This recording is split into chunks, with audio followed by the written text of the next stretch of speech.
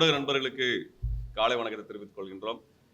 தாமதமாக இந்த சந்திப்பை தொடங்குவதற்கு எங்களது வருத்தங்களை நான் தெரிவித்துக் கொள்கிறேன். மன்னிப்பையும் நான் கோருகின்றேன். இப்ப தமிழ்நாட்டில் தமிழர்களுடைய வரலாறை பல்வேறு நிகழ்ச்சிகளை எல்லாம் வரலாற்று நிகழ்ச்சிகளை எல்லாம் தொகுத்து அல்லது சமூக பிரச்சனைகள் தொகுத்து நல்ல படங்கள்லாம் வந்துட்டே இருக்கு. தமிழ் சினிமாவுடைய பொற்காலம் என்று கூட நம்ம சொல்லலாம். தமிழ் இயக்குனர்கள் உலகத்தரம் வாய்ந்த இந்தியாவிலேயே மிகச்சிறந்த படைப்புகளை படைத்துக் கொண்டிருக்கிறார்கள். அது வணிக ரீதியாக மட்டுமல்லாமல் தமிழ் சமூகத்திலே இருக்கக்கூடிய தீர்க்க வேண்டிய பிரச்சனைகளை குறித்து அல்லது தமிழர்களுடைய வரலாறுகள் குறித்தெல்லாம் ஆகச்சிறந்த திரைப்படங்கள் வெளியாகி கொண்டிருக்கக்கூடிய மிகவும் ஒரு ஆரோக்கியமான நம்பிக்கை அளிக்கக்கூடிய சூழல் இருக்கிறது. அந்த வகையில் தற்பொழுது இயக்குனர் வெற்றிமாறன் அவர்கள் தேசிய விருது பெற்றவர். பல்வேறு குறிப்பிடத்தகுந்த திரைப்படங்களை இயக்கியவர். பாலுமகேந்திராவினுடைய மாணவர். அவர் இயக்கி வெளிவந்திருக்கக்கூடிய விடுதலை என்கின்ற திரைப்படம், அது 2 திரைப்பட பகுதிகளாக வெளிவந்து 2வது பகுதியாக இப்பொழுது வெளிவந்திருக்கிறது. அது தமிழ்நாட்டினுடைய கடந்த கால வரலாறை மிகச் சிறப்பாக நுணுக்கமாக எடுத்துரைக்கிறது. கலை படைப்பின் தரத்தின் வகையிலும் பார்த்தோம் என்றாலும் அது உலகத்தரம் வாய்ந்த ஒரு படைப்பாக அந்த படைப்பு உருவாகி இருக்கிறது. இன்னைக்கு இருக்கக்கூடிய இந்தியாவில் இருக்கக்கூடிய சூழலே கடுமையான தணிக்கை அல்லது சென்சார் இருக்கக்கூடிய சூழல்ல ஆக்கப்பூர்வமான விஷயங்களையும் வரலாறுகளையும் சொல்ல முடியாத ஒரு சூழல்ல காஷ்மீர் ஃபைல்ஸ், கேரளா ஸ்டோரி போன்ற பொய்யான தகவலின் அடிப்படையில் கட்டப்பட்ட திரைப்படங்களை எல்லாம் ஒரு பிரதமரே பரப்பக்கூடிய வகையில் இருக்கக்கூடிய ஒரு சூழல்ல தமிழ்நாட்டில் இருந்த மாற்றங்களை குறித்து தமிழ்நாட்டினுடைய கடந்த கால வரலாறுகளில் தங்களை ஈகியராகவே தியாகியாக கொடுத்து இந்த மக்களுக்கு மாற்றத்தை கொண்டு வந்தவர்களை பற்றியான அதை தழுவிய ஒரு திரைப்படத்தை வெற்றிமாறன் அவர் எடுத்திருக்கிறார். இது தமிழ்நாடே கொண்டாட வேண்டிய ஒரு திரைப்படம், தமிழர்கள் கொண்டாட வேண்டிய திரைப்படம். தமிழர்கள் பெருமையுடன் இந்த படத்தை முன்னுக்கு எடுத்து செல்ல வேண்டிய வகையிலே ஒரு சிறப்பான திரைப்படம். கேரளா ஸ்டோரி அல்லது காஷ்மீர் ஃபைல்ஸ் போன்ற படங்களை எல்லாம் பிரதமரை நேரடியாக நின்று அதெல்லாம் இத்தனைக்கும் உண்மையான தகவல் அடிப்படையில் இல்லை, அவெல்லாம் பொய்யான தகவல் பொழுது பிரதமரே நின்று அதை ப்ரொமோட் பண்றார். ஆனால் தமிழ்நாட்டில் இப்படிப்பட்ட ஒரு திரைப்படம் வந்திருக்கிறது. இதுல முன்னின்று அதை முன்னகர்த்தக்கூடிய பெருமளவில் ஆதரவு இல்லாமல் இருக்கக்கூடியது வருத்தத்துக்குரியதாக இருக்கிறது. தமிழக முதல்வர் இது குறித்து பேசியிருக்க வேண்டும். அவர் இதுவரைக்கும் அதெல்லாம் பேசல. அப்படியான ஒரு சூழல்ல ஒரு சில நாட்களுக்கு முன்பு வலதுசாரி அமைப்புகள், மதவாத அமைப்புகள் அவர்கள் பத்திரிகையாளர் சந்திப்பும் செய்தி வெளியிடுறதும் என்ன செய்யறாங்கன்னா, திரு வெற்றிமாறன் அவர்களை கைது செய்ய வேண்டும் அப்படின்னு அவங்க பத்திரிகையாளர் சந்திப்பு வைக்கிறாங்க. அதுக்கு என்ன அடிப்படை காரணம்? ஒரு காரணமும் இல்லை. ஆனால் ஒரு மிரட்டுகின்ற ஒரு தோரணை, படைப்பாளிகளினுடைய கருத்து சுதந்திரத்தின் மீதான தாக்குதலாக இந்த பணியை இங்கே ஆரம்பித்திருக்கிறாங்க. இந்த போக்கு மிக மிக ஆபத்தானதாக நாங்கள் பார்க்கின்றோம். தமிழ்நாட்டினுடைய மிகச்சிறந்த ஆகச்சிறந்த ஒரு படைப்பாளியை இவ்வாறாக ஒரு எந்த விதமான அடிப்படை ஆதாரங்களும் இல்லாமல் மிரட்டுவது அல்லது அந்த படைப்பை கொச்சைப்படுத்துவது, இழிவுபடுத்துவது என்பது ஏற்றுக்கொள்ள முடியாத ஒன்று. அப்படியான ஒரு பண்பாடு என்பது தமிழ்நாட்டுக்கு இதுவரை கிடையாது. தமிழ்நாட்டில் இப்படிப்பட்ட ஒரு மிரட்டுகின்ற ஒரு அரசியலை முன்னகர்த்துவதை ஏற்றுக்கொள்ள முடியாது. அவை கருத்து சுதந்திரம், படைப்பு சுதந்திரம், தமிழர்களுடைய வரலாறை பற்றி பேசிய ஒரு திரைப்படத்துக்கு இப்படியா நெருக்கடி வருவது குறித்து தமிழ் திரையுலகம் அமைதி காப்பது என்பதுதான் வருத்தத்துக்குரிய விஷயமா இருக்கு. தமிழ்நாட்டிலே தமிழ் திரையுலகத்தில் இருக்கக்கூடிய மிக கவனத்திற்குரியவர்கள் இது குறித்து பேசியிருக்க வேண்டும். படத்தை முதல்ல ஆதரிச்சிருக்கணும். இந்த படத்தை பற்றி அனைவரும் பார்க்க வேண்டும், அனைவரும் இது குறித்தான ஒரு ஆதரவு அளிக்க வேண்டும் என்ற குரலை அவர் எழுப்பியிருக்க வேண்டும். ஆனால் அப்படிலாம் இல்லாம இன்னைக்கு திரு வெற்றிமாறன் அவர்களை தனிமைப்படுத்துவது போன்ற ஒரு போக்கு இருப்பதாக நாங்கள் கவலைப்படுகின்றோம். தலை சிறந்த ஒளிப்பதிவாளர் பி. ஸ்ரீராம் அவர்கள் இது போன்ற வலதுசாரி அமைப்புகளினுடைய மிரட்டலை கண்டித்து அவர் வெளிப்படையாகவே ட்விட்டர்ல பதிவு போட்டிருக்கிறார். மிகச்சிறந்த ஒளிப்பதிவாளர். இந்த கருத்து சுதந்திரம், தமிழ்நாட்டினுடைய வரலாறுலாம் படிங்கன்னு அவர் பேசியிருக்கிறார். இப்படிப்பட்ட குரல்கள் பல இடங்களில் இருந்து வந்திருக்கணும். நாங்களும் ஒரு சில நாட்களாக காத்திருந்தோம், இப்படிப்பட்ட ஒரு எதிர்ப்பு குரல் வரும் என்று பார்த்திருந்தோம். அப்படியான ஒன்று வரவில்லை. ஆகவே அப்படிப்பட்ட ஒரு சூழலில் தான் இன்றைக்கு நாங்கள் வெற்றிமாறன் அவர்களுடைய இந்த படைப்பிற்கும் அவருடைய கருத்து சுதந்திரத்துக்கும் படைப்பு உரிமைக்குமான பாதுகாப்பினை தமிழ் சமூகம் தர வேண்டும் என்ற கோரிக்கையை அனைவரின் முன்னாக நாங்கள் முன்வைக்கிறோம். இருங்க நான் சொல்லிடுறோம். இப்படிப்பட்ட ஒரு இது போன்ற ஒரு கொச்சைத்தனமான ஒரு மிரட்டலை வெற்றிமாறன் மீது வைக்கின்ற இந்து மகா சபை என்கின்ற அமைப்பு, இந்த இந்து மகா சபை தமிழ்நாட்டில் பெரிய அமைப்பெல்லாம் கிடையாது. ஆனால் இந்து மகா சபை யார் என்றால் காந்தியடிகளை படுகொலை செய்த கோட்சேவினுடைய அமைப்பு தான் இந்து மகா சபை. இந்த இந்து மகா சபை தான் இந்தியாவை முதலிலே 2 நாடுகளாக உடைக்க வேண்டும் என்ற கோரிக்கையை வைத்தவர்கள். இந்தியாவிலே முதலாக இந்த நாட்டை 2ஆக உடைக்க வேண்டும், இந்தியா பாகிஸ்தானாக 2ஆக பிரிக்க வேண்டும் என்ற முதல் கோரிக்கையை 1924-25 எழுப்பியவர்கள் இந்து மகா சபை, முஸ்லீம் லீக் அல்ல. இந்த இந்து மகா சபை தான் சுபாஷ் சந்திர போஸ் ஐஎன்ஏவை, இந்திய தேசிய படையை திரட்டி கொண்டு வரும் பொழுது இங்கிலாந்து அரசால் இந்தியாவை காப்பாற்ற முடியாத நிலை, ராணுவ வீரர்கள் இல்லாத நிலை, போதுமான ராணுவ வீரர்கள் இங்கே கிடையாது. இங்கிலாந்து அரசு, ஆங்கிலேய அரசு சிங்கப்பூர்ல தோல்வி அடைகிறது, மலேசியாவில் தோல்வி அடைகிறது, பிலிப்பைன்ஸ்ல தோல்வி அடையக்கூடிய நிலையில இந்தியாவை பிடிச்சிருவாங்கன்ற ஒரு சூழல்ல இந்த இந்து மகா சபையினுடைய தலைவராக இருந்த வீர சாவர்கர் என்று அவர்கள் சொல்கிறார்களே, அவர்தான் 10 லட்சம் பேரை இந்தியா முழுவதும் போய் பிரச்சாரம் பண்ணி ஆட்களை திரட்டி ஆங்கிலேய படைகளை சேர்த்து சுபாஷ் சந்திர போஸுக்கு எதிராக படை திரட்டிய அமைப்பு இந்து மகா சபை. இது நான் வெறும் போற போக்கிலெல்லாம் சொல்லல. வார் கவுன்சில்னு ஒன்று இருக்குது. பொதுவாக போர் நடத்தும் பொழுது வார் கவுன்சில் ஒன்று உருவாக்குவாங்க, முக்கியமான அதிகாரிகள் சேர்ந்து போரை எப்படி நடத்துவது என்று. அப்படி அன்றைக்கு உருவாக்கிய ஆங்கிலேய அரசினுடைய வார் கவுன்சிலில் பங்கு பெற்ற அமைப்பு இந்து மகா சபை. யாருக்கு எதிராக? சுபாஷ் சந்திர போஸுக்கு எதிராக படை எப்படி நடத்துவது, சண்டை எப்படி போடுவது என்பதற்கான அந்த திட்டக்குழுவிலே யுத்தத்தை பற்றியான யுக்திகளை வகுக்கக்கூடிய வெள்ளையர்களினுடைய குழுவிலே பங்கெடுத்தவர்கள் இந்து மகா சபையினர். அப்படிப்பட்ட அமைப்பினர் இங்கே வெற்றிமாறனை போன்றவர்களை இங்க தமிழ்நாட்டினுடைய படைப்பு சுதந்திரத்தின் மீது ஒரு தாக்குதலை நடத்துவது. அதெல்லாம் அவர் பேசின பேட்டியை பார்த்தா முழுவதும் தகவல் பிழைகளோட நிறைய இருக்கு. அப்படிப்பட்ட ஒரு சமூக விரோத கும்பல்கள் எல்லாம் தமிழ்நாட்டிலே இருக்கக்கூடிய படைப்பாளிகளை நோக்கி குரல் எழுப்புவார் என்றால் அந்த படைப்பாளிகளுக்கு ஆதரவாக நாங்கள் இருப்போம் என்பதை சொல்லுவதற்காக இங்கே வந்திருக்கின்றோம். முதல் விஷயம் அதுதான். இதுதான் எங்களுடைய இந்த சமயத்தில் தமிழ்நாட்டிற்கு அனைத்து அரசியல் சமூக பொறுப்பில் இருக்கக்கூடிய அனைவருமே இந்த விஷயங்களை கண்டிக்க முன்வர வேண்டும். அர்ஜுன் சம்பத் போன்றவர்கள் எல்லாம் வெளிப்படையாகவே ட்விட்டர்ல இந்த மாதிரி பதிவு செய்திருப்பது என்பதை கண்டிக்க வேணும். தொடர்ச்சியாக அவங்க ஆக்கப்பூர்வமான எந்த வேலையும் செய்யறது இல்லை, ஆக்கப்பூர்வமான கோரிக்கை எதுவும் வைக்கிறது இல்லை. ஆனால் இது போன்ற ஒரு வன்முறையான விஷயங்களை தொடர்ச்சியாக பதிவு செய்யறது மூலமாகவே தங்கள் கவனத்தை எடுத்துக் கொள்கிறார்கள். அப்ப இந்த போக்கை ஒரு சமயத்துல கட்டுப்படுத்தணும். ஏன்னா நாங்க இதே இடத்துல கடந்த சில வாரங்களுக்கு முன்பு அர்ஜுன் சம்பத் ஸ்கெட்ச் போட்டு இவங்களெல்லாம் கொலை பண்ணணும்னு ட்வீட் போட்டிருக்காரு. இன்னும் அந்த ட்வீட்டர்லாம் இருக்குது. யாரு? தமிழ்நாட்டில் சமூக செயல்பாடுகளை இருக்கக்கூடியவர்களை நான் ஸ்கெட்ச் போட்டு தர்றோம், நீங்க எப்படி கனடாவில் கொண்டீங்களோ அந்த மாதிரி கொலை பண்ணுங்க அப்படின்னு இன்னும் ட்விட்டர்ல இருக்குது. அதை பற்றி கண்டிச்சு நாங்கள் பத்திரிகையாளர் சந்திப்பு வச்சிருந்தோம். இன்ன வரைக்கும் நடவடிக்கை எடுக்கப்படலை. அப்ப இது போன்ற ஒரு சமூக விரோத போக்குகள் தீவிரமாகிக்கிட்டே வருது. அண்ணாமலை என்ன பேசுறாரு? கோயம்புத்தூர்ல பாஜக தொண்டர்களை ஆயுதம் தூக்க வேண்டாம் என்று நான் தடுத்து வைத்திருக்கிறேன். இங்க தமிழ்நாட்டில் ஆயுதம் தூக்குற அளவுக்கு என்ன நடக்குது? போர் நடக்குதா? அப்படி ஏதாவது இங்க மோசமான சூழல் இருக்கிறதா? அதாவது அவருடைய தொண்டர்களுக்கு ஏதாவது நெருக்கடி வந்திருக்கிறதா? நான் என்ன கேட்கிறேன்னா, தமிழ்நாட்டில் எந்த அரசியல் கட்சி தலைவராவது, ஆளுங்கட்சி எதிர்கட்சி எத்தனையோ கட்சிகள் இருக்கக்கூடிய யாராவது இப்படிப்பட்ட வார்த்தைகளை பயன்படுத்துறாங்களா?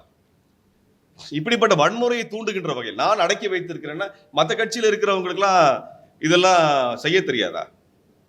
அப்ப இந்த வன்முறையை தூண்டக்கூடிய ஒரு போக்கு நடந்துகிட்டே இருக்குதுங்க. அதை கவனத்துக்கு கொண்டு வர நினைக்கிறோம். இப்ப நீங்க அரசியலா கேள்வி கேளுங்க, அரசியலை விமர்சிங்க, அதில் தவறு கிடையாது. அது செய்யணும், அதான் அரசியல். என்ன தவறு இருக்கோ அதை சுட்டி காட்டணும், ஆதாரப்பூர்வமா எடுத்து சொல்லணும், விமர்சிக்கணும். அதுக்கு எதிராக மக்களிடத்துல இது போன்ற தவறுகளை தடுக்க வேண்டும் என்று மக்களிடத்துல கோரிக்கை வைக்கணும். அது நியாயம். ஆயுதங்களை எடுக்க நான் சொல்றதுனால தடுத்து வச்சிருக்கிறாங்க, ஜெயிலுக்கு போற தயாரா இருங்க. அப்படி என்ன இங்க தவறு நடந்திருக்கிறது? அப்படி என்ன இங்க மோசமான சூழல் இருக்கிறது? அப்ப இந்த மாதிரியான வன்முறையை தூண்டுறது இருக்குல்ல, சாதாரண ஒரு பாஜக தொண்டனுக்கு என்ன தோணும்? என்ன சொல்ல வர்றாங்க? அப்ப இந்த அரசியல் வன்முறை என்பது ஒரு பண்பாடாகவே தமிழ்நாட்டில் போயிட்டு இருக்கு. அப்ப அர்ஜுன் சம்பத் அங்க ஸ்கெட்ச் போடுவேன், கொலை பண்ணுங்கன்றாரு. அண்ணாமலை ஆயுதம் தூக்க வேணா, அமைதி காக்க வைக்கிறேன் அப்படிங்கிறாரு. அப்படி என்னங்க இவங்க தமிழ்நாட்டில் ஒரு மோசமான சூழலை தடுப்பதற்காக இதையெல்லாம் செய்கிறாங்க? நீங்க ஊடகவியலாளர்கள் இது குறித்து தயவு செஞ்சு கேளுங்க. இலங்கை மீனவனா, இலங்கை ராணுவம் தமிழ் மீனை அடிச்சு கொள்ளுது, அங்கே ஏதாவது படையெடுக்க போறாரா அண்ணாமலை? தேசத்தை என்ன காக்க போறேன், எங்க தேச மக்களை காக்க போறேன், தமிழனை காக்க போறேன்னு இலங்கை மீது படையெடுக்க போறாரா? அப்ப எதற்காக இது போன்ற ஒரு அரசியல் வன்முறை பண்பாட்டை வளர்த்துறாங்க? அதுதான் இப்ப நாங்க வந்து கேள்வி எழுப்புறோம். இப்ப இல்ல இத்தனை வன்முறையையும் பேசிவிட்டு இன்னைக்கு நான் சாட்டையில் அடிச்சுக்கிறேன் அப்படிங்கிற இந்த நாடகத்தை நாங்க என்ன சொல்றது? தமிழ்நாட்டிற்கு இந்தியாவிலிருந்து வர வேண்டிய நிதி வரல. டெல்லி அரசு, மோடி சர்க்கார் தரல. இது திமுக அரசுக்கு மட்டும் இல்லை, முன்னாடி இந்த எடப்பாடி அரசு காலகட்டத்திலும் இதான் நிலைமையா இருந்தது. மோடி ஆட்சிக்கு வந்த காலத்துல இருந்து தமிழ்நாட்டிற்கான போதிய நிதி ஒதுக்கீடுகள் நடந்ததில்லை. காவிரி உரிமை நிலைநாட்டப்படவில்லை. ஜெயலலிதா அம்மையார் காலத்திலேயே நடந்தது. காவிரி உரிமை நிலைநாட்டப்பட்டதில்லை. அப்ப இந்தியாவிலிருந்து, டெல்லியிலிருந்து, மோடி அரசிலிருந்து தமிழ்நாட்டிற்காக கிடைக்க வேண்டிய எந்த உரிமைகளும், எந்த நலத்திட்டங்களும், எந்த பட்ஜெட் பங்கீடுமே நடக்காம இருக்கக்கூடிய இந்த சூழல். தமிழ்நாட்டில் புதுசா என்ன ரயில்வே திட்டங்களை போட்டீங்க? எய்ம்ஸ் சொல்லி மருத்துவ கட்டமைப்பு என்ன புதுசா பண்ணீங்க? கல்வி கட்டமைப்பு, நீங்க கல்வித்துறைக்கு தர வேண்டிய பணத்தை, போதுமான பணத்தை, தமிழ்நாட்டுக்கு தர வேண்டிய பணத்தை தராம இருக்கிறாங்க. அப்ப இது எல்லாமே தமிழ்நாட்டை முடக்குகின்ற செயலா இருக்குது. இது திமுக அதிமுக கட்சி அடிப்படையில் பேசல, தமிழ்நாட்டு குடிமகன் என்ற அடிப்படையில் நாங்கள் கேள்வி கேட்க விரும்புகின்றோம். இது குறித்து சாட்டையில் அடிச்சுக்குவாரா அண்ணாமலை? சாட்டையில் அடிச்சுக்குவாரா? உங்க கட்சி தானே அங்க இருக்குது, டெல்லியில இருக்குது, உங்களுடைய தலைவர் மோடி தானே ஆட்சியில் இருக்கிறாரு. அங்க போய் கேட்டு தமிழ்நாட்டுக்கு தேவையான உரிமைகளை பெற்று தராமல் தமிழ்நாட்டிற்குள்ளாக ஆயுதம் தூக்க வைக்க வேணான்னு இல்ல ஸ்கெட்ச் போட்டு தருவேன், இப்படி ஒரு வன்முறையை பேசிக் கொண்டிருக்கக்கூடிய அரசியல் இருக்கு இல்லைங்களா? அருவருப்பா மட்டும் இல்ல, தமிழர்கள் கவனமா இருக்கணும்னு சொல்றேன். நீங்க திமுக ஆட்சியின் மீது இருக்கக்கூடிய குறைகள் என்னன்னு பட்டியல் போட்டு சொல்லுங்க. அதற்குறித்து பேசுவதற்கு எல்லாம் தயாரா இருப்போம். நாங்கள் திமுகவினுடைய பல்வேறு குறைகள் குறித்தான போராட்டங்கள் நடத்துகிறோம், கண்டனங்களை தெரிவிக்கின்றோம், மக்களை திரட்டுகின்றோம், பிரச்சாரம் செய்கிறோம், இதெல்லாம் செய்கிறோம். அதையெல்லாம் ஏன் அண்ணாமலை செய்யாம நான் ஆயுதம் தூக்க வேணா தடுக்கிறேன் அப்படின்னு எதுக்கு இந்த நாடகம் நடத்துகிறார்? எதுக்கு நாடகம் நடத்துறாரு? ஒரு பத்திரிகையாளர் சந்திப்பில் பேசுறதோட எதுவும் பேசல. கோயம்புத்தூர்ல போராட்டம் நடத்தி இருக்கிறாரு, கைதாகும் பொழுது அவருக்கு ஆம்னி பஸ் வச்சு கூட்டு போறாங்க. இதான் நடக்குது. இப்ப இப்படிப்பட்ட ஒரு சூழல் தமிழ்நாட்டில் ஒரு வன்முறை சூழலை உருவாக்குவதும் ஒரு பதட்டத்தை உருவாக்குவதும் மாதிரி இப்ப என்ன இருக்கிறா, தன்னை தானே சாட்டை அடிச்சுக்கிறது, செருப்பு போட மாட்டேன்னு சொல்றது. இவர் செருப்பு போடலைங்கிற என்ன ஆயிர போதீங்க? இதெல்லாம் ஒரு போராட்ட வடிவமா? இதெல்லாம் ஒரு அரசியல் தன்மையாது? இது எந்த வகையில வந்து தமிழ்நாட்டுக்கு பலன் கொடுக்கும்? அது அவர் தன்னை முதன்மைப்படுத்திக் கொள்றதுக்கு, பாஜகக்குள்ள கட்சி தலைவரா தன்னை வந்து நிலைநிறுத்துறதுக்காக இந்த ஸ்டண்ட் எல்லாம் அடிக்கிறார். அவருக்கும் அங்க இருக்கக்கூடிய பாஜக தலைவர் இருக்கக்கூடிய போட்டியில நடத்தக்கூடிய ஸ்டண்ட் வேலையை தவிர வேற எந்த வேலையும் கிடையாது. தமிழ்நாட்டில் பல்வேறு ஒன்றும் இல்லைங்க. தமிழ்நாட்டில் வெள்ளம், பஞ்சம், புயல், மழை இது சம்பந்தமா கடந்த 10 ஆண்டுகள்ல நமக்கு வரவேண்டிய நட்ட ஈடு மட்டுமே 1 லட்சம் கோடியை தாண்டுகிறது. யார்கிட்ட இருந்து? மோடி அரசு வர வேண்டியது. இது வரைக்கும் அதுல 10% அளவிற்கு, 10-15% அளவுக்கு மட்டும்தான் அந்த நிதியை கொடுத்திருக்கிறாங்க. இப்ப நீங்க ஒரு 90 லட்சம் கோடி அப்படின்னு மக்களுக்கு இழப்பு இருக்கு. இது மக்களோட இழப்பு, அரசு இழப்பு அல்ல. நம்மளை போன்ற சாமானிய மக்கள் இழந்தது. வீடு இழந்திருக்கிறோம், சொத்துக்களை இழந்திருக்கின்றோம், அல்லது சொந்தங்களை இழந்திருக்கின்றோம், பொருட்களை இழந்திருக்கிறோம். இந்த இழப்புக்கான நட்ட ஈட இது வரைக்கும் மோடி தரல. இந்த பணம் அரசாங்கத்து பணம் சொல்லலைங்க. அது திமுகவுக்கு அதிமுக ஆட்சிக்கான பணமா நம்ம சொல்லல. இது வெகு மக்களுக்கு தந்திருக்க வேண்டிய பணம், எங்களுடைய கட்டமைப்புகளை மீள செஞ்சிருக்க வேண்டிய பணம். அந்த பணத்தை, அந்த நிதியை தராமல் மோடி சர்க்கார் வஞ்சித்து கொண்டு தமிழர்களை வஞ்சிக்கிறது, தமிழரை நாசப்படுத்துகிறது. வருஷம் நான் எதுக்கு சொல்றேன்னா, இதோட புயல் மழை நிக்க போதா? அடுத்த வருஷம் வராதா? அடுத்த வருஷம்லாம் வராதா? அடுத்த வருஷம் வரும். புயல் மழை வெள்ளம் வந்தா உலகத்துல புயல் மழை வெள்ளத்துல பாதிக்கப்படாத நகரம்னு ஏதாவது நகரம் இருக்கா? ஏதாவது பொது சொத்துக்கள் பாதிக்கப்படாம இருக்கக்கூடிய ஏதாவது ஒரு நகரத்தை உலகத்துல பார்த்திருக்கிறீங்களா? இல்ல. அப்படி இருக்கும்போது பொது சொத்துக்கு சேதம் வரும்பொழுது, சாமானிய மக்கள் இழப்பு வரும் பொழுது அந்த இழப்பீடை கொடுப்பதற்கு தான் அரசாங்கம் இருக்கு. அதுக்கு தான் நாங்கள் வரி கட்டுறோம். எத்தனை வரி, எவ்வளவு வரி கட்டியிருக்கிறோம். இப்ப வந்து அந்த அம்மையார், நிர்மலா சீதாராமன் அம்மையார் வந்து புதுசா ஒரு வரி கொண்டு வர்றாங்க. பழைய கார்களை வித்தா அதுக்கு வரி போடுறேன்னாங்க. அதான் அவர் பிரசாந்த் பூஷன் ஒன்று சொல்லியிருக்கிறார். 10 லட்சம் ரூபாய்க்கு ஒரு காரை வாங்கி நான் 10 வருஷம் கழிச்சு 1 லட்சம் ரூபாய்க்கு அந்த காரை விற்கிறேன். இந்த அம்மா என்ன வரி கொடுத்துருக்காங்கன்னா, 1 லட்சம் ரூபாய்க்கு வரி போடல. எவ்வளவு 1 லட்சம் ரூபாய்க்கு விற்கிறீங்களா? 1 லட்சம் ரூபாய்க்கு வரி இல்லை. வாங்கின விலைக்கும் வித்த விலைக்கும் இருக்கக்கூடிய வேறுபாடு இருக்கு இல்லையா? 10 லட்சம் ரூபாய்க்கு வாங்கி 1 லட்சம் ரூபாய்க்கு வித்துருக்கீங்க. மீதி 9 லட்சம் ரூபாய் இருக்கு இல்லையா? அந்த 9 லட்சம் ரூபாய்க்கு வரி போட்டிருக்காங்க. அந்த 9 லட்சம் ரூபாய்க்கு வரி போட்டா கிட்டத்தட்ட 1.25 லட்சம் கோடி, 1.25 லட்சம் ரூபாய் நீங்க வரி கட்டணும். கார் விற்கிற 1 லட்சம் ரூபாய்க்கு விற்கிறீங்க, அரசாங்கத்துக்கு 1.5 லட்சம் ரூபாய் வரி கொடுக்குறீங்க. இப்படி வரி மேல வரி போட்டு நம்மளை எல்லாம் கொலை செய்யக்கூடிய, நம்மளை எல்லாம் நெருக்கடி தள்ள, வருமானம் ஏறல, வரி ஏறிக்கிட்டே போயிட்டு இருக்குது, எல்லாத்துக்கும் வரி போட்டுட்டு இருக்கிறீங்க. அவ இப்படிப்பட்ட வரியை வாங்கி தமிழர்களுக்குடைய பங்கை தரல. அது கேட்டா தமிழர்களுக்கான நாங்க ஸ்டேட் ஜிஎஸ்டியும் போடுறோம்னு சொல்றாங்க. தமிழ்நாடு உற்பத்தி பண்ணக்கூடிய, தமிழ்நாடு வணிகம் செய்யறதுல இருந்து தான் வரியும் கொடுக்குறோம் சென்ட்ரல் மத்திய அரசாங்கத்துக்கு. அதுதான் நாங்க வரியும் கொடுக்குறோம். மாநில அரசு வந்து இதெல்லாம் வரி போடுங்கன்னு யாரும் கேட்கல. கேட்டா ஸ்டேட் ஜிஎஸ்டி வாங்குறீங்களா கேட்கறாங்க. மாநில அரசு வரி கேட்டாங்களா இதெல்லாம் போட சொல்லி? ஒன்றிய அரசினுடைய ஜிஎஸ்டி கவுன்சில்ல எல்லா மாநிலத்தையும் சேர்த்து இதெல்லாம் வரி என்று முடிவு பண்ணுவது ஒன்றிய அரசு, மோடி அரசு, நிர்மலா சீதாராமன். ஆனா மாநிலத்துக்கு வரி தர்றோம், மாநிலத்துக்கு வரி தர்றோம்னு சொல்லி இது போன்ற மடைமாற்றுகின்ற வேலையெல்லாம் பாஜக செய்து கொண்டிருக்கிறது. அப்ப தமிழ்நாட்டில் ரொம்ப மோசமான சூழல் இப்போது நடந்து கொண்டிருக்கிறது. தமிழ்நாட்டில் நம்மளுடைய சிக்கலை குறித்து ஆளுங்கட்சியிடம் முறையிடுவதற்கோ, ஆளுங்கட்சி எதிர்த்து போராட்டம் நடத்துவதற்கான அந்த பணிகளை எல்லாம் மடைமாற்றுவது. இப்ப பரந்தூர் விமான நிலையத்தை எதிர்க்கிறோம், மாஞ்சோலை பிரச்சனைகளுக்கு தீர்வு தரவில்லை என்று நாங்கள் கோரிக்கை வைக்கிறோம், போராட்டம் நடத்துறோம். அதே போல ஒப்பந்த ஊழியர்களுக்கான பணி நிரந்தரம் வேண்டும், போக்குவரத்து ஊழியர்களுக்கான அந்த பென்ஷன் செட்டில் பண்ணணும். இப்படி பல கோரிக்கைகளுக்காக போராட்டம் நடத்திட்டு இருக்கிறோம். இதெல்லாம் திமுக அரசை கேள்வி கேட்டு எதிர்த்து போராட்டம் நடத்திட்டு இருக்கிறோம். அதைக்கெல்லாம் இதுவரைக்கும் அண்ணாமலை பேசியது இல்லை. மாஞ்சோலைக்கு ஏதாவது பேசியிருக்கிறாரா? மீனவ பிரச்சனைக்கு ஏதாவது வழக்கு பதிவு பண்ணுன்னு கேட்டிருக்காரா? அல்லது ஒப்பந்த ஊழியர் சம்பந்தமா அவங்களுக்கு பணி நிரந்தரம் பண்ணுங்கன்னு கேட்டிருக்காரு. நீங்க ஒப்பந்த ஊழியர் எடுத்துட்டீங்கன்னா பொதுப்பணித்துறை, மின்சாரத்துறை, ஆசிரியர் துறை, பேராசிரியர் துறை, தூய்மை பணியாளர்கள் என்று கிட்டத்தட்ட 1 லட்சம் பேருக்கு மேல இருக்கிறாங்க. அவன் பணி நிரந்தரம் பண்ணணும்னு சொல்லி திமுக சொல்லிச்சுன்னு பண்ணலன்னு அதுக்கு எதிராக போராட்டம் நடத்திட்டு இருக்கிறோம். ஆனா இது எதற்கும் வராத, இதை எதை பற்றியும் கேள்வி கேட்காத அண்ணாமலை தமிழ்நாட்டோட எந்த பிரச்சனை தீர்க்க போறாரு? தமிழ்நாட்டில் எந்த பிரச்சனை தீர்க்க அண்ணாமலை வந்து சவுக்கால் அடிச்சுக்கிறாரு. உண்மையா சொல்ல போனா நாங்க தான் சவுக்கால் அடிக்கணும். அண்ணாமலையை பண்ற வேலைக்கு எங்களுக்கு தர வேண்டிய பணத்தை மோடி அரசிடமிருந்து வாங்கி தராததுக்கு தமிழ்நாட்டு மக்கள் தான் அண்ணாமலை சவுக்கால் அடிச்சிருக்கணும். நீங்க தான் ஏன் தமிழ்நாட்டுக்கு பிரதிநிதி? நீங்க தானே மோடி சர்க்காருக்கு பிரதிநிதி. மோடி சர்க்கார் தர வேண்டிய அந்த 1 லட்சம் கோடி ரூபாய் இது பேரிடர் நிதி எங்களுக்கு வரல, எங்களுக்கு வேலை கல்வி நிதி வரல, மருத்துவ கட்டமைப்பு நிதி எல்லாம் வரல. இதுக்கெல்லாம் உண்மையா தமிழ்நாட்டு மக்கள் அண்ணாமலை சவுக்கால் அடிக்கணும். அப்ப இதெல்லாம் மடைமாற்றக்கூடிய நாடகத்தை நிறுத்திவிட்டு ஆக்கப்பூர்வ அரசியல் பண்ண சொல்லு. அண்ணல் அம்பேத்கர் அவர்களை இழிவுபடுத்தினார் அமித்ஷா. இன்னைக்கு வரைக்கும் அண்ணாமலை பேசினாரா? வருத்தம் தெரிவிச்சாரா? இன்னைக்கு வரை வருத்தம் தெரிவிச்சாரா? அண்ணல் அம்பேத்கர் யார்? ஆக பெரும் தமிழ் தலைவர், உலகளாவிய அளவில் புகழ்பெற்ற ஒரு சிந்தனையாளர். அவர் உருவாக்கி கொடுத்த அரசியல் சாசனத்தின் அடிப்படையில் இந்தியாவினுடைய அனைத்து கட்டமைப்பும் உருவாக்கப்பட்டிருக்கிறது, இயங்குகிறது. அவரை வந்து கொச்சைப்படுத்திருக்கிறார் உள்துறை அமைச்சர்.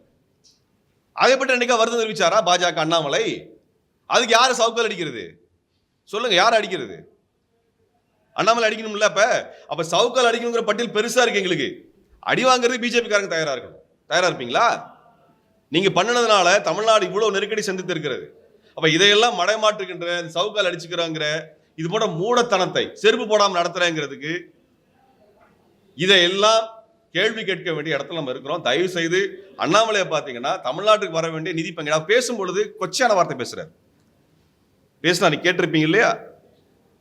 அது தரல, இது தரல அப்படின்னு வார்த்தை விடுறாரு. ஒரு தலைவருடைய பண்பா அது. தரலன்னா கேள்வி கேட்க தான் செய்வாங்க.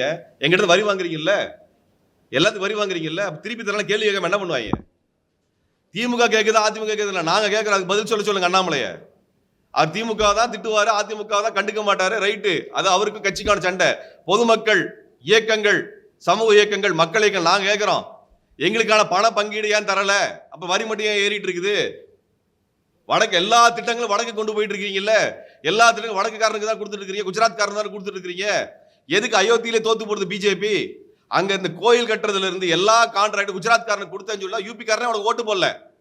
ஏன் யூபி காரன் ஓட்டு போடல? இந்த தேர்தல் 2024 தேர்தலில் பாஜக உத்தரப்பிரதேசம் ஏன் தோத்துது? பெரிய அளவுக்கு தோத்ததுக்கான காரணம் என்னன்னா உத்தரப்பிரதேசம் இருக்கக்கூடிய ப்ராஜெக்ட் அதுவும் குஜராத் காரனுக்கு. இப்ப தமிழ்நாடு இருக்க ப்ராஜெக்ட்லாம் ஹரியானா, மத்திய பிரதேசம், உத்தரப்பிரதேசத்துக்கு நகர்த்துவாங்க. அங்க இருக்கக்கூடிய ப்ராஜெக்ட்டுக்கெல்லாம் யார் காரணம்? குஜராத் காரனை கொடுத்துருவாங்க. அப்ப இத்தனை சரிவுகளை, இத்தனை நெருக்கடிகளை தமிழ்நாடு சந்தித்துக் கொண்டிருக்கிறது. இதுக்கெல்லாம் அண்ணாமலை பதில் சொல்றேன். நீங்க ஊடக தோழர்கள் தயவு செய்து இதற்கு பதில் சொல்லுங்க. இந்த விஷயங்கள்லாம் பதில் சொல்லுங்க. திமுக அரசு மாஞ்சோலை மக்களுக்கான போதுமான நட்டஈடை வாங்கி தரல, இந்த பிரிட்டானியா நிறுவனத்திலிருந்து வாங்கி தரல, அதை நான் குற்றம் சாட்டுறோம். பிரிட்டானியா நிறுவனம் பிஜேபிக்கு தான் அதிகமான ஃபண்டு கொடுத்துருக்குது. நூஸ்லி வாடியா அங்கதான் கொடுத்துருக்கிறார். முகமது ஜின்னாவோட பேரன் பிஜேபிக்கு நெருக்கமானவர் தானே, அவர்கிட்ட சொல்லி வாங்கி தரலாம்ல. ஏன் அண்ணாமலை பண்ணல? அதை ஏன் பண்ண மாட்டேங்கிறாரு? அந்த மக்கள் பட்டியல் சமூக மக்கள்ங்கிறதுக்காகவா? நீங்க அண்ணல் அம்பேத்கரையும் இழிவுபடுத்துவீங்க, இங்க போராடுகின்ற மக்களையும் இழிவுபடுத்துவீங்க, எல்லாத்தையும் மடம் மாத்துவீங்க. இப்படின்னு பார்த்துக்கிட்டே எவ்வளவு நாள் தான் இதுல இங்க இருக்கக்கூடிய நம்மளுடைய இயக்குனர்கள், புகழ்பெற்ற இயக்குனர்கள், படைப்பாளிகள் அவங்கள பார்த்து மிரட்டுறது. நீங்க இவரை கைது பண்ணுங்க, இந்த மிரட்டலுக்குலாம் நாங்க பயந்துட்டு இருக்க மாட்டோம். அதே மாதிரி நாங்கள் ஆயுதங்களை தூக்க வேணாம், அமைதிப்படுத்திருக்கேங்கிற இந்த மிரட்டல் உருட்டல் வேலையெல்லாம் தமிழ்நாட்டில் வச்சுக்க வேணாம். அண்ணாமலை அரசியல் பேசுங்க, அரசியல் பதில் பேசுறோம். ஆனா அந்த ஆயுதத்தை தூக்குறத தடுத்து வச்சிருக்கேன் பேச வேணாம். தமிழனுக்கு வேற வரலாறுலாம் இருக்குது, அதுக்கெல்லாம் பயந்து நாங்கள் எல்லாம் இங்க உட்காரல. அதனால இந்த மிரட்டுறது ஒரு பெரிய ஒரு ரவுடி மாதிரி நடந்துக்கிறது, இதை வந்து அரசியல வைக்காதீங்க. ஆக்கப்பூர்வமான அரசியலை செஞ்சா எல்லாரும் வரவேற்போம். அப்படின்னா இது வரைக்கும் அவர் செய்யல. இதையெல்லாம் கண்டிக்க வேண்டிய இடத்துல இருக்கிறதுனால நாங்கள் இன்றைக்கு இந்த பத்திரிகையாளர் சந்திப்பை வைத்து சொல்லுகின்றோம். இதற்கு மேல அண்ணாமலை, அர்ஜுன் சம்பத் போன்றவர்கள் வன்முறையைத்தான் தங்களது அரசியலாக முன்வைப்பார்கள் என்றால் அதற்கு எதிராக அனைத்து ஜனநாயக அமைப்பில் ஒன்று திரட்டி நாங்கள் இவர்களை தனிமைப்படுத்தி அந்நியப்படுத்தி வெளியேற்ற வேண்டிய அரசியலுக்கு நாங்கள் செல்ல வேண்டியிருக்கோம். அதனால அண்ணாமலைக்கு சொல்லிக்கிறோம், சவுக்கடி அடிக்கிற நாங்க தயாரா இருக்கிறோம். 2024 தேர்தல், 21 தேர்தல், 2019 தேர்தல் வரிசை சவுக்கால் அடிச்சு மக்கள் விரட்டி இருக்கிறாங்க. மக்கள் தான் சவுக்கால் அடிச்சிருக்கிறாங்க. ஒரு கவுன்சில் தேர்தலில் கூட ஜெயிக்க முடியாத அளவுக்கு மக்கள் சவுக்கால் அடிச்சு வெளியேற்றப்பட்ட கட்சி பாஜக கட்சி. அதனால இந்த நாடகங்களை எல்லாம் தவிர்த்து விட்டு இந்த வன்முறை அரசியலை இதோட முடிவு கட்டுறது அண்ணாமலைக்கு நல்லதுங்கிறத நாங்கள் சொல்ல விரும்புகிறோம்.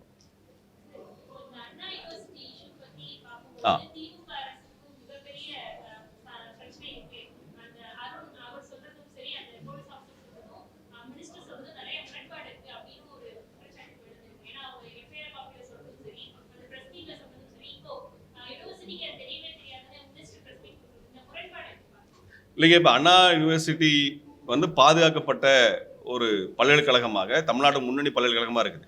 அதற்குள்ள ஒரு சமூக விரோதி எப்படி நுழைய முடியும்? அது குறித்து முதல்ல அந்த நிர்வாகம் பதில் சொல்ல வேண்டியிருக்கு. எல்லாம் சாதாரண ஆட்களை உள்ள போயிட முடியாத அளவுக்கு தான் நெருக்க வச்சிருக்கிறீங்க. அப்ப இந்த சம்பவம் எப்படி நடந்தது? ஒன்று. ரெண்டாவது, எஃப்ஐஆர் எப்படி வெளியே வருது? யார் வெளியே கொண்டு வந்தாங்க?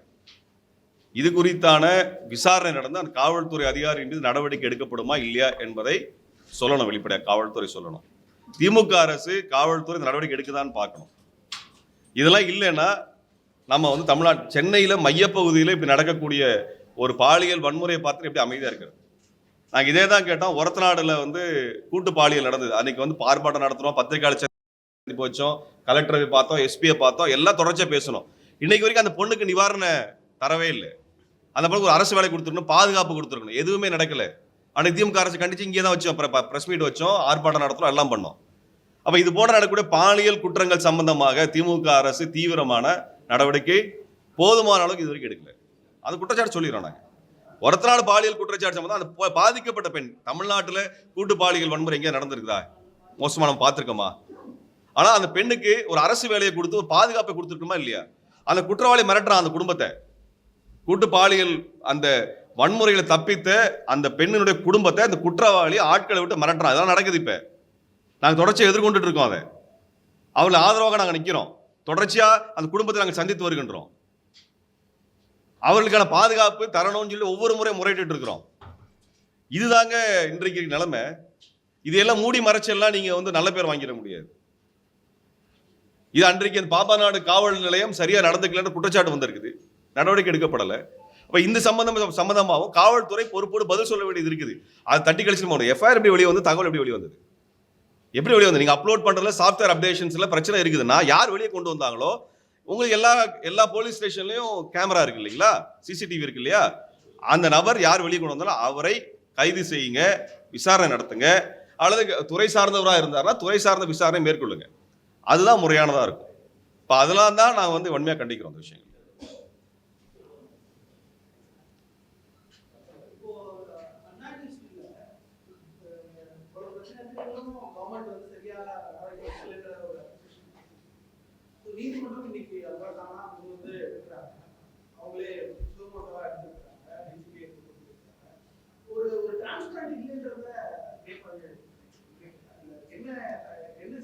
இல்லைங்க, இப்ப தமிழ்நாட்டு காவல்துறை சாதாரண ஜனநாயக போராட்டங்களுக்கெல்லாம் கடுமையான நெருக்கடியை கொடுக்குறாங்க.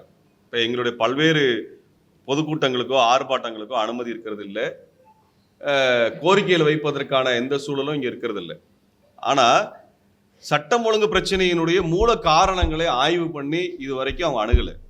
சாதிய பிரச்சனைகள் நடக்கிறதுல அதோட மூல காரணங்களை பற்றியான அது தீர்வை பற்றி அவங்க பேசுறது இல்லை. இது போன்ற கிரிமினல் குற்றங்கள், இந்த கிரிமினல் குற்றங்கள் தனிநபராக நடக்கக்கூடியது, யாராலும் ஒன்றும் பண்ணிட முடியாது. ஆனால் இதனுடைய மூல காரணம் என்ன? என்னதுங்க? அதாங்க, இது அண்ணா யூனிவர்சிட்டிங்கனால வெளியே வந்திருக்கு இல்லைங்களா? நான் தான் சொன்னேன், ஒரத்த நாடு இங்க இருந்து தள்ளி இருக்குது, தஞ்சாவூர் பக்கத்தில் எங்கேயோ இருக்குது, அது வெளியே வரல. ஆனா இது உள்ளுக்குள்ள அண்ணா யூனிவர்சிட்டியில் நடந்ததுனால வெளியே வந்திருக்குது. இப்ப இந்த சமூக குற்றங்களுக்கு இப்ப நான் என்ன சொல்றேன்னா, நீங்க எல்லாருமே டூ வீலர்ல போகக்கூடியவர்கள் பார்த்துருக்கிறீங்க. நம்ம சென்னையில் எல்லா மூலையிலையும் எல்லா தெருவுலையும் ஹெல்மெட் போட்டுறீங்களா, ஆர்சி புக் வச்சிருக்கீங்களா, இன்சூரன்ஸ் வச்சுக்கலாம், இல்லை காவல்துறை செக் பண்ணது ஃபைன் போடுது இல்லையா? ஆனால் இந்தியாவில் சாலை விபத்தில் அதிகமான இறந்தவர்களோட பட்டியலில் 2வது பட்டியலாக தமிழ்நாடு இருக்குது. அப்ப உண்மையாலுமே நீங்க சாலை போக்குவரத்தை ஒழுங்குபடுத்துறீங்களா அல்லது நடுத்தர வர்க்கத்தை ஃபைன் போட்டு சாவடிக்கிறீங்களா? என்ன பண்றீங்க? அப்ப காவல்துறை கடுமையா வேலை பார்க்கறத நம்ம பார்க்குறோம். எல்லா இடத்துலையும் நிற்கிறாங்க, காவல்துறை டிராஃபிக்கை செக் பண்றாங்க, ஒழுங்குபடுத்துறாங்க பார்க்குறோம். உண்மையாலுமே அப்படி நடக்குதா? அது எதுக்காக நடக்குது? ஹெல்மெட் போடுறீங்களான்னு கேட்கக்கூடியதுல நீங்க உண்மையாலுமே வந்து டிராஃபிக் டிசிப்ளின் வந்து டிரைவிங்ல இருக்குதா, ஹைவேல இருக்குதா? அதை தடுத்து நீங்க விபத்தை தடுத்துருக்கீங்களா? அது இல்லை. அப்ப நம்மளுக்கு என்ன நடக்குதுன்னா, நீங்க கடுமையாக இருப்பதை போட காமிங்க. ஒன்றும் இல்லைங்க, 10 மணிக்கு மேலே பல முறை சொல்லிட்டு இருக்கோம், பல காலமா சொல்றோம். 10 மணிக்கு மேல எதுக்கு ஹோட்டலை மூடணும், எதுக்கு டீ கடையை மூடணும், எதுக்கு கடைகள் மூடணும்? காவல்துறை பண்ணுதா இல்லையா? நான் எல்லாம் கேள்வி கேட்க விரும்புறேன், இதுல நடக்குதா இல்லைங்களா? இது எந்த வகையில சமூக குற்றத்தை குறைச்சிருக்கா? ஆனா ஒரு வியாபாரத்தை தடுக்கிறீங்க. ஒரு நாட்டினுடைய சாதாரண மக்களுடைய வியாபாரம் செய்யக்கூடிய உரிமையை காவல்துறை தடுக்குது. நம்ம எல்லாருக்கும் அனுபவம் இருக்குது, எல்லாருக்கும் அனுபவம் இருக்கு. 10 மணிக்கு மேல டீ குடிக்க போனா போலீஸ் வந்துடும். சாப்பிட போனா நேரம் வந்து கடையை மூடு, அதை மூடு, இதை மூடு. கண்ணு முன்னாடி பார்த்தேன், 10 மணிக்கு மேல போலீஸ் வந்து சொல்லுது, ஒரு டீ கடைக்காரர தாராபுரத்தில் சொல்லுது கடையை மூடுன்னு. அவர் என்ன பண்ணாரு, கொண்டு வந்து பாலை வந்து கொட்டுறாரு, கொட்டி கவுத்தி காமிக்கிறார், இல்லை சார் மூடிட்டேன்னு. அது ஒரு 4 லிட்டர் பால் இருக்கும். ஏன் கொட்டுறாங்கன்னா, நாங்கள் பண்ணலன்னா சார் எங்க மேல வழக்கு போடுவாங்க. எதுக்கு? ஒரு வியாபார நிறுவனத்தின் மீது தடை செய்வதற்கு, மூடு சொல்வதற்கு காவல்துறைக்கு உரிமையே கிடையாதுங்க. வியாபாரம் பண்றது எல்லாத்தோட உரிமை. நீங்க 12 மணி நேரம் வியாபாரம் பண்றதுக்கு மட்டுமா வாடகை கொடுக்குறீங்க? 24 மணி நேரம் பண்றதுல வாடகை கொடுக்குறீங்க? 10 மணிக்கு மேல மூணுனா அடுத்த நாள் காலையில் வரைக்கும் இருக்கக்கூடிய வாடகைக்கு தமிழ்நாடு காவல்துறை தரட்டும். நீங்க கொடுங்க, காவல்துறை வாடகை பாதி பொறுப்படுத்திக்கோங்க. ஒரு வியாபாரத்தை எப்படிங்க முடக்குவீங்க? நைட்ல வேலை செய்யக்கூடிய, கூலி வேலை செய்யக்கூடியவர்கள், உடல் உழைப்பு வேலை செய்யக்கூடியவங்க எங்க போய் சாப்பிடுவாங்க? எங்க போய் சாப்பிடுவாங்க? அப்ப இதையெல்லாம் நீங்க பாத்தீங்கன்னா என்ன நடக்குதுன்னா, எல்லா இடங்களும் காவல்துறை இருக்குது, எல்லா இடத்துலையும் செக் போஸ்ட் இருக்கு, எல்லா கடையும் மூடுறீங்க. 10 மணிக்கு மேல எதுவுமே இல்லை. இந்த வன்முறைகள் எப்படி நடக்குது? அப்ப எப்படி நடக்குது? அப்ப நீங்க பண்ணக்கூடிய தமிழ்நாட்டை கட்டுப்படுத்துறது எல்லாத்தையுமே போலீஸ் மேல பயம் வரணுங்கிற ஒண்ணு மட்டும் தான் நடக்குதே ஒழிய, எல்லாத்தையும் மிரட்டுறது மட்டும் நடக்குதே ஒழிய, காவல்துறை பார்த்தா எல்லாம் பயப்படணும், அது மட்டும் தான் நடக்குது. நீங்க ஹெல்மெட் போடலாம், உங்ககிட்ட 1000 ரூபாய் 2000 ஒவ்வொருத்தரும் ஃபைன் கட்டுறீங்களா இல்லையா? சொல்லுங்க பாப்போம். இங்கே எத்தனை ஊடகங்கள் கட்டிருப்பீங்க? 1000 ரூபாய் 2000 எதுக்கு கட்டணும்? எது கட்டணும்? எல்லா இடத்துலையும் நின்று திருட பிடிக்கிற மாதிரி பிடிச்சிட்டு இருக்கிறீங்க. எதுக்கு? வருமானம் தானே, அரசாங்கம் வருமானம் சேர்த்துருக்கு, இதான் வழி. யாராவது கேள்வி கேட்கிறோமா? அது யாராவது கேள்வி கேட்கிறோமா? அதை ரோடு ஒழுங்கா போட்டிருக்கீங்களா? எங்களுக்கான எல்லா வசதியும் ஒழுங்கா இருக்குதா? நீங்க 200 கிலோமீட்டர் ஸ்பீட்ல வாய்ப்பு ஓட்டக்கூடிய பைக்கை வியாபாரத்துக்கு கொண்டு வந்துட்டு நீ 80 கிலோமீட்டருக்கு மேல ஓட்டாத 100 கிலோமீட்டருக்கு போட்டா ஓட்டான்னு எப்படி சொல்லுவீங்க? தடை போட வேண்டியது கம்பெனிக்காரன் இல்ல. நீ எப்பறம் 200 கிலோமீட்டர் ஓடுற பைக்கை கொண்டு வந்தேன்னு கேட்கணுமா இல்லையா? அந்த பைக்கோட சேஃப்டி சிஸ்டத்தை பார்க்கணுமா இல்லையா? இந்த ஊர்ல 200 கிலோமீட்டர் ஸ்பீடு, 150 கிலோமீட்டர் ஸ்பீட்ல பைக் ஓட்ட முடியுமா? அப்ப உங்களுக்கு வியாபாரம் வேணும், அந்த முதலாளிங்க சம்பாதிக்கணும், அந்த பைக்கெல்லாம் நீங்க அலோவ் பண்ணுவீங்க, அதெல்லாம் விற்கிறது எல்லாம் பண்ணுவீங்க, அதெல்லாம் சம்பாதிக்கலாம். ஆனா பைக் ஓட்டனை பிடிச்சி கொண்டா நிறுத்துவீங்க. அவனுக்கு என்ன தெரியும்? என்ன தெரியும்? என்ன ஸ்பீட் கண்ட்ரோல் இங்க இருந்திருக்குது? ஹைவேல போறோம், பார்த்து தானே இருக்கிறோம். இங்க இருந்து நம்ம தமிழ்நாடு முழுக்க பார்க்கக்கூடிய எல்லா இடங்கள்லையுமே இருக்கக்கூடிய இந்த சிக்கலை குறித்து யார் பேசுறதுங்க? யார் பேசுறது?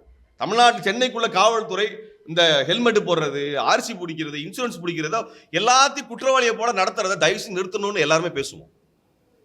எல்லாருக்கும் பொறுப்பு இருக்குங்க, அவங்க குடும்பத்தை பத்தி எல்லாத்துக்கும் பொறுப்பு இருக்குது. அதை வந்து முதல்ல குடும்பம் அந்த சமூக பொறுப்போடு நம்ம எடுத்துக்கலாம். ஆனால் எங்களுக்கு இருக்க சம்பளத்தில் நீங்கள் வந்து 10% வருஷம் மாதம் இந்த போலீஸ் தண்டனை விற்க வேண்டியதாக இருக்குது. நீங்கள் இன்சூரன்ஸ் வச்சுக்கிறதுனாலையோ அல்லது ஆர்சி புக் வச்சுட்டு இருக்கிறதுனாலையோ ஆக்சிடென்ட் நிறுத்திடுவீங்களா? அப்புறம் எப்படி தமிழ்நாடு இந்தியாவில் அதிக அளவுக்கு சாலை விபத்தில் இறந்தவருடைய எண்ணிக்கையை கொண்ட மாநிலமாக மாறிச்சு? அதனால நாங்க என்ன சொல்ல வரோம்னா, காவல்துறை இங்க எல்லாத்தையும் மிரட்டுறது உருட்டுறது மூலமாக ஒரு ஹெட் மாஸ்டர் மாதிரி நடந்துக்கிறாங்களே ஒழிய அடிப்படை பிரச்சனையை அவங்க அட்ரஸ் பண்ற மாதிரி இல்லைங்க.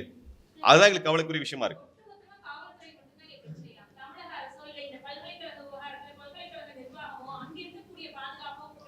இல்லைங்க, அதான் முதலே சொல்லிட்டேன். முதல்ல அண்ணா யூனிவர்சிட்டி பதில் சொல்லணும் அதுக்கு. அதே போல காவல்துறை இப்படி இயங்கிட்டு இருக்குது, இது போல வெகு மக்கள் மீதான ஒரு ஒடுக்குமுறையை பண்ணிட்டு இருக்குது அப்படிங்கிறத கேள்வி கேட்க வேண்டியது திமுக அரசு. இந்த காவல்துறை யார் பொறுப்புல இருக்கு? முதலமைச்சர் கட்டுப்பாட்டில் இருக்கு.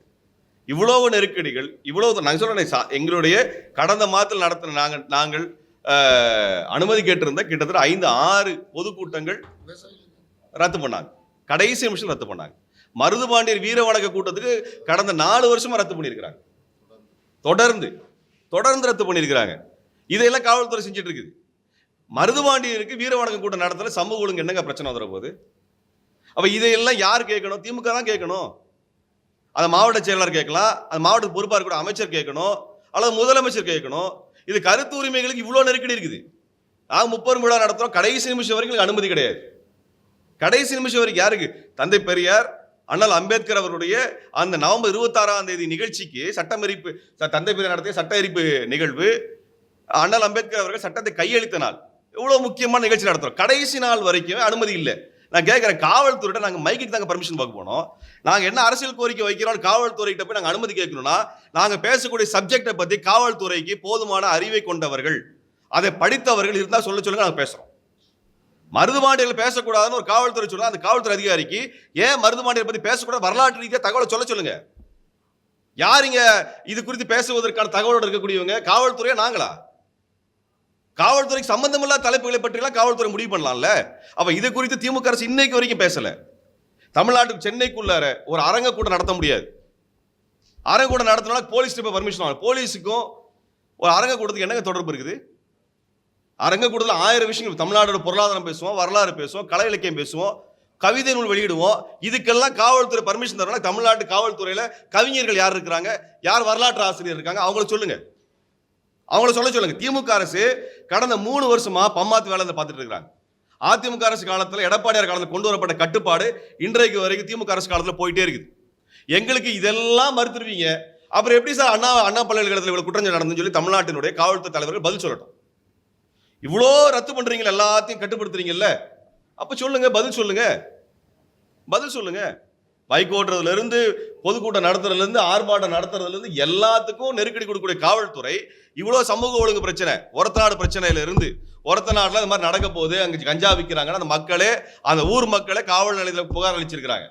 காவல் நிலையம் சரியா செயல்படலன்னு சொல்லியிருக்கிறாங்க. அதுக்கப்புறம் அதை நடத்தாதனால அந்த பெண்ணை கூட்டுப்பாளையம் நடந்திருக்கு. இது வரைக்கும் தமிழ்நாடு அரசு எடுத்த நடவடிக்கை என்ன? அந்த நபரை கைது பண்ணி சிறையில் அடிச்சிருக்கீங்க. அந்த பாதிக்கப்பட்ட பெண்ணுக்கு இது வரைக்கும் மகளிர் ஆணையம் போயிருக்கா? மகளிர் பாதுகாப்புக்காக, மகளிருடைய நலத்துக்காக இருக்கக்கூடிய அமைச்சர் பார்த்திருக்காங்களா? அந்த பெண்ணை அழைச்சு சந்திச்சிருக்காங்களா? அந்த பெண்ணுக்கு ஒரு அரசு வேலை போட்டு கொடுத்துருக்காங்களா? எதுவுமே செய்யல. நாளைக்கு அந்த பெண்ணை, அந்த பையன் வந்து மிரட்டுறான், அந்த கும்பல் வந்து, கஞ்சா கும்பல் வந்து மிரட்டுது, கொலை பண்ணிடுவேன்னு. நாளைக்கு ஏதாவது நடந்தா யார் பொறுப்பு? இது நடந்துட்டு இருக்குங்க. அந்த பொண்ணுக்கான பாதுகாப்புக்கும் அந்த குடும்பத்துக்கு பாதுகாப்புக்கும் நாங்க தான் கொடுத்துட்டு இருக்கிறோம். அதனால தான் சொல்றோம். நாங்க இதுவரைக்கும் திமுக அரசு பல இடத்துல நாங்க சொல்லியாச்சு, இது வரைக்கும் நடக்கல. அதனால திமுக அரசு அல்லது காவல்துறை இது குறித்து கூட்டு பொறுப்பு எடுத்துட்டு நீங்க பேசுங்க. இது கட்சி பிரச்சனையா நாங்க பார்க்கல, எங்க மக்கள் பிரச்சனையா நாங்க பார்க்கிறோம். அந்த அடிப்படையில் நின்று பேசுறோம். இந்த விடுதலை திரைப்படத்தை மிரட்டுறது, இயக்குனர் மிரட்டுற வேலையெல்லாம் இந்துத்துவ சங்கி கூட்டம் இதெல்லாம் வச்சுக்கிட்டா தமிழ்நாடு வேற மாதிரி பதில் சொல்லும். அதனால இங்க இருக்கக்கூடிய படைப்பாளிகளை மிரட்டுகின்ற வேலையெல்லாம் செய்ய வேண்டாம். அண்ணாமலை நடத்துகின்ற நாடகத்தை நிறுத்த வேண்டும். அண்ணாமலை மிரட்டுகின்ற அரசியல் நிறுத்த வேண்டும். வன்முறை நிறுத்த வேண்டும். தமிழ்நாடு காவல்துறை ஒரு ஜனநாயகமாக இது குறித்து வெளிப்படையான விவாதத்தை தமிழ்நாடு காவல்துறையை பற்றி சட்டசபையில் நடந்தால் நல்லதுன்னு நினைக்கிறோம்.